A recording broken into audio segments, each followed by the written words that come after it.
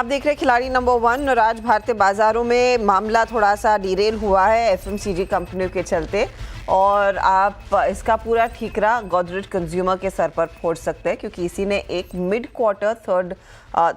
Q3 का update दिया और वहां पर मामला बिल्कुल अच्छा दिख नहीं रहा है और एक सिरे से बाकी सारे स्टॉक्स में बिकवाली का दबाव बनता हुआ दिखाई दिया। अब गोदरेज कंज्यूमर ने एग्जैक्टली क्या कहा, कितनी बड़ी ये चिंताजनक स्टेटमेंट आई है और इसका क्या असर बाकी कंपनियों पर भी आता हुआ दिखाई देगा, ये समझना जरूरी है। यतन हमारे साथ है एग्जैक्टली बताने के लिए कि गोदरेज की कमेंट्री कितनी खराब रही। बताइए यतन। Good morning Harshada. और देखिए, जहाँ तक कि गोदरेज कंज्यूमर का सवाल है, सेंटिमेंट खराब एफएमसीजी सेक्टर के इसीलिए हुए हैं क्योंकि ये जो Q3 के मिडिल में आके इन्होंने कमेंट्री दी है वो काफ़ी जो है ख़राब है। इनफैक्ट सेकेंड हाफ में लोगों को लगता था कि वॉल्यूम ग्रोथ पिकअप होगी, लेकिन गोदरेज कंज्यूमर के हिसाब से क्योंकि महंगाई दर यानी इन्फ्लेशन इतना ज़्यादा है उसके कारण डिमांड पे असर होती हुई नज़र पड़ रही है। फ्लैटिश रहेंगे अंडरलाइन वॉल्यूम ग्रोथ और आगे जाके जो mid single digit sales growth ही इस क्वार्टर में वो कर पाएंगे। अगर हम बात करें तो जो पर्सनल केयर सेगमेंट है, जो इंसेक्टिसाइड सेगमेंट है, यहाँ तो वॉल्यूम ग्रोथ नेगेटिव होनी चाहिए, ऐसा जो इंडिकेशन गोदरेज कंज्यूमर ने दिया है। उसके कारण आप स्टॉक में इतना ज़बरदस्त प्रेशर देख रहे हैं। उनको लगता है कि कहीं ना कहीं इंसेक्टिसाइड सेक्टर, इंडोनेशिया का कारोबार, यहाँ भी आपको थोड़ा बहुत पिछले क्वार्टर के मुकाबले, पिछले एक्सपेक्टेशन के मुकाबले वॉल्यूम ग्रोथ थोड़ी कम दिखेगी। Godrej Africa, US, middle east organic business जो है वॉल्यूम डिक्लाइन दिखेगा क्योंकि यहाँ ट्रेड स्टॉक और पोर्टफोलियो कंपनी सिंप्लीफाई कर रही है। तो कहीं ना कहीं इंडिया और जो इंडिया के बाहर का पोर्टफोलियो है, दोनों जगह प्रेशर बनने के चलते आप स्टॉक में इतना बड़ा रिएक्शन आप देख रहे हैं और इसी के साथ दूसरे भी एफएमसीजी स्टॉक्स की जो है नैया डूबती हुई नजर पड़ रही है। दूसरे एफएमसीजी स्टॉक्स की भी नैया थोड़ी सी डगमगा रही है, डूब रही है, मामला बिगड़ गया है सेंटिमेंट के तौर पर गोदरेज कंज्यूमर की कमेंट्री के बाद। शुक्रिया यतिन इस अपडेट के लिए। रूपक, आपकी राय क्या रहेगी, क्योंकि गोदरेज कंज्यूमर ने तो नॉक लिया ही है, लेकिन आप देखिए HUL, मैरिको, डाबर, अब डाबर के तो दूर दूर तक कोई प्रोडक्ट गोदरेज कंज्यूमर के साथ मेल नहीं खाता है, लेकिन उसके बावजूद वहां पर दबाव देखने को मिल रहा है। डाबर ने रिसेंटली लास्ट 10 दिन 11 दिन पे 10-11 दिन के लिए कंसोलिडेशन पैटर्न बनाया था। वो पैटर्न का ब्रेकडाउन आज आया, तो मतलब सेंटिमेंट फर्दर वीकेंड हुआ और नियर टर्म में भी और फर्दर करेक्शन आ सकता है। 480 का नेक्स्ट सपोर्ट हो सकता है, उसके नीचे फर्दर करेक्शन।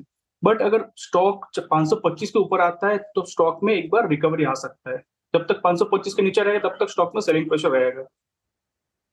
ओके, तो जब तक ये डाबर की बात हो रही है 525 तक नहीं जाता तो दबाव में रहेगा, तो प्रेशर पॉइंट पर क्लियरली ये परसिस्ट कर रहा है।